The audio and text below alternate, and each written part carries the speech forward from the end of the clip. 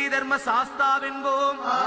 சொரிமுத்து ஐயனார் அப்பன் என்போம், ஜோதிச ரூபன் என்போம், மகர்ஷி மர்தன் என்போம், மணிகண்ட சுவாமி என்போம், சுகுணவிலாசன் என்போம், சுந்தர ரூபன் என்போம், ஜாதி மத பேதமில்லா கடவுளாம், சத்திய வடிவான தெய்வமாம், ஆபத்தில் காப்பவனாம், அன்னதான பிரபுவாம், உலகத்தின் முப்பற்ற தெய்வமாம், சோதனைகள் செய்வானாம் ஆனா கைவிட மாட்டானாம். அப்படிப்பட்ட சாமி ரொம்ப சிறுசையா,